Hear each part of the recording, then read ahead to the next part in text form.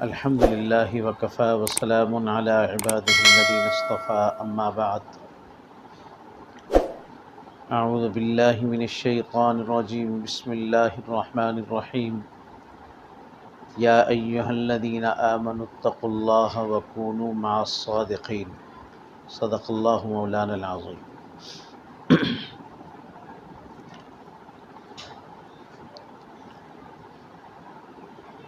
میرے محترم دوستوں اور عزیز طالب علموں،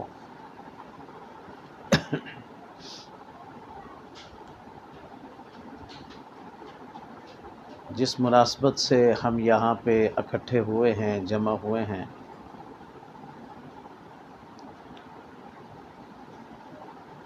وہ خانقاہی لائن ہے،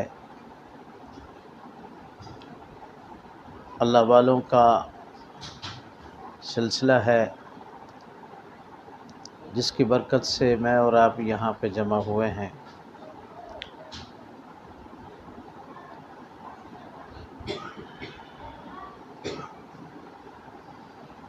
جب سے اللہ پاک نے اس دنیا کو بنایا، اس وقت سے یہ نظام رکھا کہ دو قسم کے لوگ ہر وقت دنیا میں رہے ہیں، کچھ اچھے اور کچھ برے، کچھ نیک لوگ رہے ہیں اور کچھ برے لوگ رہے ہیں۔ جو اچھے لوگوں کے پاس بیٹھتا تھا، ان سے محبت رکھتا تھا، وہ اچھا بن گیا، نیک بن گیا، اور جس کا اٹھنا بیٹھنا برے لوگوں کے ساتھ تھا، وہ برا بن گیا۔ نہ نیک بننے کے لیے کسی کورس کی ضرورت ہے، نہ برا بننے کے لیے کسی کورس کی ضرورت ہے۔ جو اچھا نیک بننا چاہے وہ نیک لوگوں کی صحبت اختیار کرے، جو دوسرا راستہ اختیار کرنا چاہے وہ ایسے لوگوں کے پاس بیٹھنا شروع کر دے، آہستہ آہستہ وہ برا بن جائے گا۔ آپ نے نام سنا ہوگا سیدنا حضرت نوح علیہ السلام کا بیٹا کنعان، کتنے بڑے اللہ کے نبی ہیں اور رسول ہیں، اولو العزم پیغمبر ہیں۔ 4 بیٹے تھے، 3 بیٹے مسلمان تھے اور 1 بیٹا کافر ہو گیا۔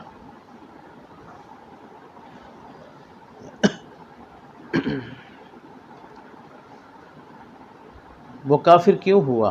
حالانکہ پیغمبر کے گھر میں پیدا ہوا ہے، اس کو گھر کا جو ماحول ہے وہ تو انتہائی نیکی کا ماحول ملا۔ گھر کا ماحول تو نعوذ باللہ من ذالک، نہ کفر شرک کا تھا، نہ برائی اور گناہوں کا ماحول تھا، نیکی کا ماحول تھا اور ایمان کا ماحول تھا۔ اس کے باوجود 1 بیٹا حضرت نوح علیہ السلام کا کیا ہو گیا؟ کافر ہو گیا۔ کیوں ہوا؟ کہ اس کی دوستی، اس کا اٹھنا بیٹھنا، اس کا تعلق برے لوگوں کے، کافروں کے ساتھ تھا۔ جو جس سے تعلق رکھتا ہے اس کا اثر انسان پر آ جاتا ہے۔ اچھا بھلا آدمی ہو، نیک آدمی ہو، نمازی ہو، داڑھی والا ہو، وہ کسی برے آدمی کے پاس بیٹھنا شروع کر دے، بے نمازی کے پاس بیٹھنا شروع کر دے، بے دین کے پاس بیٹھنا شروع کر دے، وہ آہستہ آہستہ بے دین ہو جائے گا، وہ نمازی آدمی بھی اسی رنگ میں چلا جائے گا۔ کیوں؟ کیونکہ اس کے اپنے اندر تو اتنی نیکی کا اثر نہیں ہے، روحانی طاقت نہیں ہے کہ دوسرے پر وہ غلبہ پا سکے، دوسرے پر اپنی روحانیت کا اثر ڈال سکے۔ اور وہ جو بے دین آدمی ہے وہ اپنی اس کے شیطانیت کے اندر وہ پورا ہے، اس کی بہت طاقت ہے، یعنی اس کی کفر کی اور بے دینی کی طاقت زیادہ ہے، اس کے پاس ایمانی طاقت اتنی نہیں ہے۔ جب تصادم ہوتا ہے اور توازن ہوتا ہے، یعنی ایک دوسرے پر اپنی صحبتوں کا وہ اثر ڈالتے ہیں تو جو نیکی والا ہوتا ہے وہ مغلوب ہو جاتا ہے، چونکہ روحانیت اس کی کمزور ہے۔ یہ آپ تجربہ کر کے دیکھ لیں۔ ہاں اگر وہ اللہ والا بن گیا، اس نے اپنے قلب پر محنت کی ہے، اللہ اللہ کی ہے، کسی اللہ والے سے اس نے اپنی اصلاح کرائی ہے، تربیت کرائی ہے، تو وہ انشاءاللہ بحکم ربی، اللہ کے حکم سے وہ بے دین کو بھی دیندار، بلکہ ایک کو نہیں، وہ ہزاروں کو بے دینوں کو ایمان والا اور دین والا بنا سکتا ہے۔ اور اگر ایسی بات نہیں ہے تو پھر بے دین ہو جائے گا۔ اس کی ایک مثال ہے، آپ کے ہاں بھی ہوگا، ہمارے ہاں تو بہت زیادہ ہے۔ ایک بچہ قرآن پاک حفظ کرتا ہے، قرآن پاک حفظ کر کے وہ دنیا کے ماحول میں چلا جاتا ہے۔ ہمارے ہاں تو ایسا ہے پنجاب میں، اس کی نماز بھی چلی جاتی ہے، نماز بھی ختم، سر پہ ٹوپی بھی نہیں ہوتی، داڑھی بھی کٹا لیتا ہے حافظ، چونکہ وہ اس کے پاس طاقت نہیں، صرف حفظ اس نے کی ہے، قرآن پاک حفظ کی ہے، بہت بڑی نعمت ہے، لیکن اس کے پاس طاقت نہیں ہے، نہ اس کے پاس علم ہے، نہ اس کے پاس روحانی طاقت ہے۔ تو وہ جب ماحول میں جاتا ہے، دنیا کے ماحول میں جاتا ہے، داڑھی بھی صاف، نماز بھی، اور ٹوپی بھی سر سے، وہ آوارہ ہو جاتا ہے، جیسا دنیا کا ماحول ہے اس میں ڈھل جاتا ہے۔ ایسے ہی کوئی شخص نیک آدمی ہو، صوم و صلات کا پابند ہو، باشرہ ہو، وہ بھی اگر ایسے ماحول میں جائے گا، بے دینی کے ماحول میں جائے گا، بے دین لوگوں کے پاس اور غافل لوگوں کے پاس بیٹھے گا، وہ بھی ایسا ہی ہو جائے گا۔ اس لیے ارشاد فرمایا کہ المرء علی دین خلیلی، انسان اپنے دوست کے دین پر ہوتا ہے، تو اسے چاہیے کہ وہ دیکھے کہ میں کس شخص سے دوستی کر رہا ہوں، اس سے غور کرنا چاہیے، اسے دیکھنا چاہیے کہ میری دوستی، میرا اٹھنا بیٹھنا کیسے آدمی کے ساتھ ہے، کیا وہ نیک آدمی ہے؟ کیا میں اگر نماز میں سستی کرنے لگوں گا، مجھے اٹھا کر مسجد میں لے جائے گا کہ نہیں؟ کیا مجھے اللہ کے ذکر پر، دین پر لگائے گا کہ نہیں؟ یا ویسے ہی ہے وہ؟ انسان کو دیکھنا چاہیے کہ میرا تعلق، میری دوستی کس کے ساتھ ہے، میرا اٹھنا بیٹھنا کس کے ساتھ ہے، وگرنہ جیسا ماحول ہے ایسا ہی بن جائے گا۔ تو جب سے اللہ پاک نے یہ نظام بنایا ہے، دنیا پیدا کی ہے، انسان کو پیدا کیا ہے، اچھے اور برے لوگ رکھ دیے، صرف اچھے لوگ جنت میں ہوں گے، یاد رکھنا، کہاں ہوں گے؟ اور صرف برے لوگ کہاں ہوں گے؟ جہنم میں۔ دنیا میں سب نے اکٹھے رہنا ہے۔ بعض اوقات ایک گھر میں دونوں ہوتے ہیں، نیک لوگ بھی ہوتے ہیں، برے بھی ہوتے ہیں، ایک ہی گھر کے اندر، ایک محلے میں ایسا ہوتا ہے، ایک شہر میں ایسا ہوتا ہے۔ مکہ مکرمہ کو دیکھ لیں، کہاں حضرت ابراہیم علیہ السلام نے اس کی بنیاد رکھی، بیت اللہ شریف کی بنیاد رکھی، اتنا مقدس شہر، وہاں پہ لوگ شرک کفر کرنے والے بن گئے۔ مدینہ منورہ کو دیکھ لیں، قرب قیامت میں جب دجال کا فتنہ ظاہر ہوگا تو مدینہ پاک میں دجال نہیں آ سکے گا، تو لیکن دجال کے جو شکار لوگ ہوں گے وہ موجود ہوں گے مدینہ میں۔ تو 3 زلزلے آئیں گے جس کی وجہ سے لوگ، منافق لوگ مدینہ منورہ سے نکل جائیں گے، باہر نکل جائیں گے گھبرا کر، پریشان ہو کر، تو دجال باہر موجود ہوگا، وہ ان کو اپنے اس میں شکار میں لے لے گا۔ یعنی مدینہ منورہ کیسا مقدس شہر، لیکن منافق وہاں بھی ہیں۔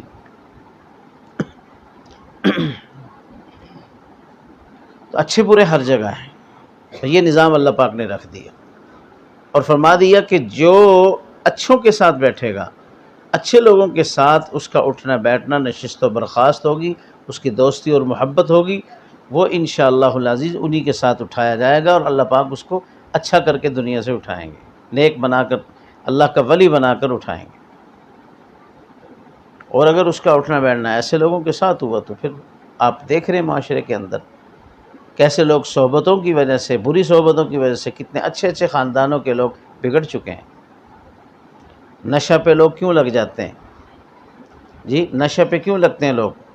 ایک اچھے بھلے گھرانے کا، پڑھے لکھے گھرانے کا شخص ہوتا ہے، خاندانی آدمی ہوتا ہے، لیکن وہ نشہ کیوں کرتا ہے؟ اس کے دوست نشہ کرتے ہیں، دوستوں کے پاس بیٹھتا ہے، تو وہ نشے والے ہوتے ہیں، سب کے سب نشئی ہوتے ہیں، وہ بھی نشئی بن جاتے ہیں، دوستی کی وجہ سے ایسے ہوتے ہیں۔ تو اچھی صحبت جو ہے، قرآن کریم میں اللہ پاک نے اس کا حکم دیا، یا ایھا الذین آمنوا اتقوا اللہ وکونوا مع الصادقین، اے ایمان والو اللہ سے ڈرو اور صادقین کے ساتھ ہو جاؤ۔ تمہارا ساتھ کس کے ساتھ ہو؟ صادقین کے ساتھ، اولیاء کے ساتھ، سچے لوگوں کے ساتھ، جو باہر سے بھی سچے اور اندر سے بھی سچے ہیں، ایک جیسے باہر اندر ظاہر و باطن ان کا ایک جیسا ہے، یعنی صادق ہیں، ان کے ساتھ تمہارا اٹھنا بیٹھنا ہو، ان کے ساتھ تمہاری معیت اور محبت ہو۔ علامہ آلوسی رحمۃ اللہ علیہ روح المعانی کے مصنف، وہ اس کی تشریح میں لکھتے ہیں کونوا مع الصادقین کی تشریح یوں کرتے ہیں کہ خالطوہم لتکونوا مثلہم، ان کے ساتھ اتنا میل جول رکھو، اتنا آنا جانا رکھو، اتنا تعلق رکھو، لتکونوا مثلہم، کہ تم بھی ان جیسے بن جاؤ، تم بھی ان جیسے بن جاؤ۔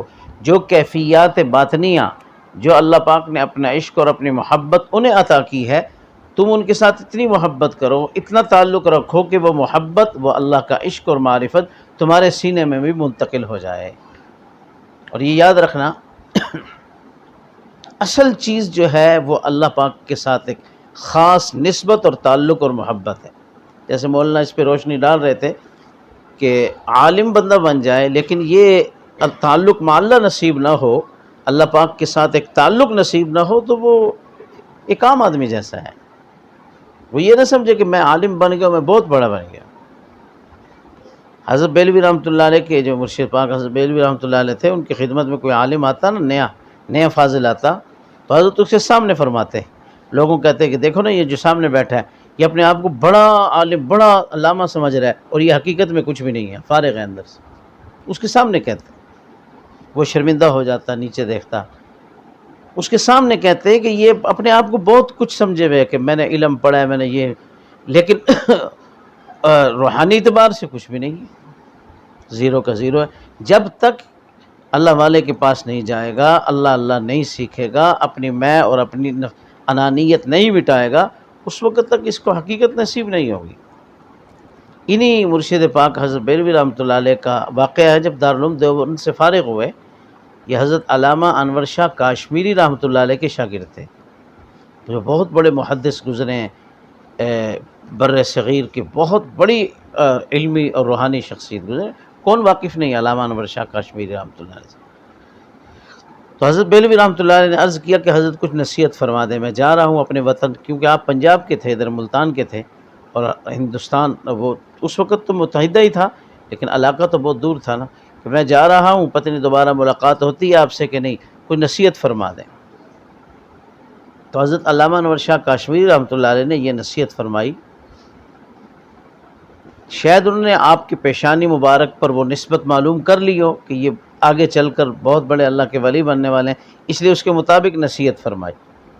فرمایا کہ آپ نے بخاری پڑھی ہے میرے پاس، لاکھ دفعہ بھی بخاری پڑھ لو گے، بخاری کا رنگ آپ پر نہیں چڑھے گا۔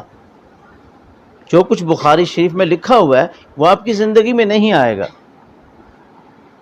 وہ آپ کی زندگی میں نہیں آئے گا۔ جو کچھ آپ نے پڑھا ہے بخاری شریف میں، ہم نے پڑھایا ہے، آپ نے پڑھا ہے، اس کا رنگ نہیں چڑھے گا، اس کی حقیقت نصیب نہیں ہوگی جب تک کسی اللہ والے کے جوتے نہیں اٹھاؤ گے، یعنی ان کے خادم اور نوکر نہیں بنو گے، ان کے سامنے اپنے آپ کو فنا نہیں کرو گے، اس وقت تک بخاری شریف کا نور تمہیں حاصل نہیں ہوگا، اس کی حقیقت تمہیں حاصل نہیں ہوگی۔ دیکھو کتنے بڑے عالم ہیں، کتنا بڑا نیک کام کر کے آ رہے ہیں، اس کے باوجود استاد محترم نے کیا کہا کہ جب تک تم اللہ والوں سے تعلق نہیں رکھو گے، اس وقت تک تمہیں حقیقت نصیب نہیں ہوگی۔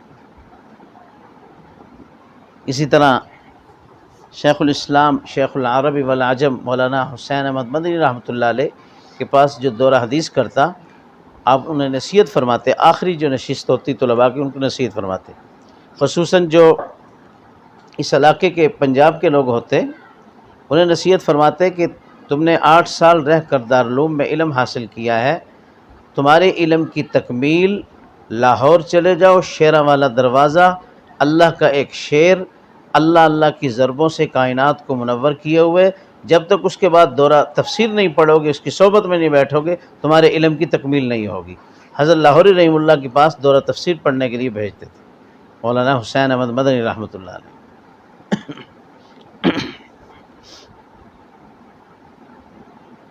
اسی ساہیوال کے علاقہ کے ساہیوال جو اوکاڑا ساہیوال، وہاں کے ایک عالم تھے حضرت مدنی کے شاگرد تھے، انہوں نے عرض خط لکھا کہ حضرت میں آپ سے بیعت ہونا چاہتا ہوں، مجھے کوئی وقت بتلا دیں، میں ہندوستان آؤں اور آپ سے بیعت ہو جاؤں۔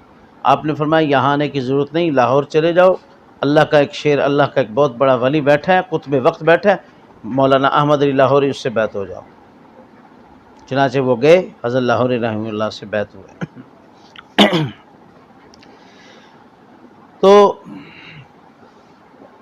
یہ میں عرض کر رہا تھا کہ اچھے اور برے لوگ، اللہ پاک قیامت تک اللہ پاک نے اچھے لوگوں کو بھی رکھنا ہے، بروں سے تو جہان بھرا ہوا ہے، اچھے لوگوں کو بھی رکھنا ہے۔ تو جو خوش نصیب ہوں گے لوگ، ان سے جڑ جائیں گے، ان سے تعلق قائم کر لیں گے، تو اپنا حصہ جو اللہ پاک نے رکھا ہوگا وہ انہیں مل جائے گا، اللہ پاک کی نسبت کا، معرفت اور محبت کا حصہ مل جائے گا۔ یہ کوئی ایسی چیز نہیں ہوتی کہ کوئی جیب سے نکال کر دے دے کہ یہ لے لو، ٹھیک ہے، یا الماری میں رکھی، الماری سے نکالی اور یہ لے لو بھائی جاؤ۔ یہ تو سینہ سے سینہ میں منتقل ہوتی ہے۔ یہ فیض کہاں سے کہاں منتقل ہوتا ہے؟ سینہ سے سینہ میں، ٹھیک ہے۔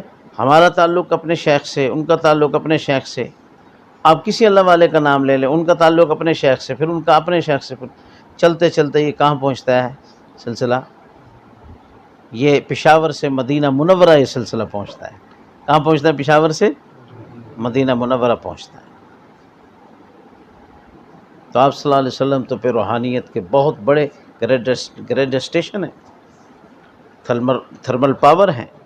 جیسے بجلی گھر ہوتا ہے، بجلی گھر سے وہ شہروں کے اندر، شہروں سے پھر محلے کے ٹرانسفارموں کے اندر فیض، وہ بجلی منتقل ہوتی ہے۔ یہ فیض کی مثال ہے، فیض کی مثال ہے کہ وہاں وہ جو ہے نا جی مدنی تھرمل پاور سے یہ فیض آ رہا ہے، اور سینہ بسینہ سے۔ علم جو ہے یہ کتابوں سے علوم نبوت کتابوں سے منتقل ہوتے ہیں، کتابوں سے کتابوں میں، ٹھیک ہے۔ جو نور نبوت ہے وہ سینہ سے سینہ میں منتقل ہوتا ہے، وہ سینہ سے سینہ میں۔ جب تک کسی شیخ کے ساتھ صحیح تعلق نہیں ہوگا، اس کا پتہ بھی نہیں چلے گا کہ وہ نور نبوت کیا ہے اور وہ کیا فیض کیا چیز ہوتی ہے، پتہ بھی نہیں چلے گا۔ یہ ایک باطنی چیز ہے، اس لیے اکثر لوگ اس سے نابلد ہیں، ناواقف ہیں۔ یہ نہیں ہے کہ اس میں کوئی نعوذ باللہ کوئی کمی ہے، کوئی عیب ہے اس میں، کوئی لوگ اس طرف نہیں آتے، یہ باطنی چیز ہے، چھپی ہوئی چیز ہے، ٹھیک ہے۔ یہ چھپا ہوا خزانہ ہے، یہ تو ہم تلاش کریں گے، کوشش کریں گے، کوشش کے باوجود ہمیں کچھ مل جائے تو ہماری خوش نصیبی ہے، خوش بختی ہے، وگرنہ یہ تو کوئی معمولی چیز نہیں ہے کہ ایسے مل جائے۔ ہاں جی، میں تو کہا کرتا ہوں کہ لاکھوں میں کسی ایک کا انتخاب ہوتا ہے، اللہ کرے ہمارا انتخاب ہو جائے، ہم سب کا انتخاب ہو جائے، کروڑوں میں سے اللہ پاک ہمیں چن لے جو یہاں بیٹھے ہیں۔ لیکن ایسے نہیں، صرف دعاؤں سے کام نہیں چلتا۔ آپ نے میں نے دعا کرا دی، آپ نے آمین کہہ دی، کام ہو گیا، ایسے نہیں۔ رزق کے معاملے میں ہم صرف دعاؤں پر اکتفا کرتے ہیں؟ بتلائیں، کوئی عالم بننا چاہے کہ یا اللہ مجھے عالم بنا دے، وہ گھر بیٹھا رہے، عالم بن جائے گا؟ بولے، مدرسے میں جانا پڑے گا نا علم حاصل کرنے کے لیے، تو علم سے بہت اونچی چیز ہے، علم سے بہت اونچی چیز ہے۔ علم کا مقصود ہے، علم کا لب لباب ہے، علم جس چیز کے لیے حاصل کیا جاتا ہے یہ وہ چیز ہے، تعلق مع اللہ، اللہ کے ساتھ تعلق بنانا۔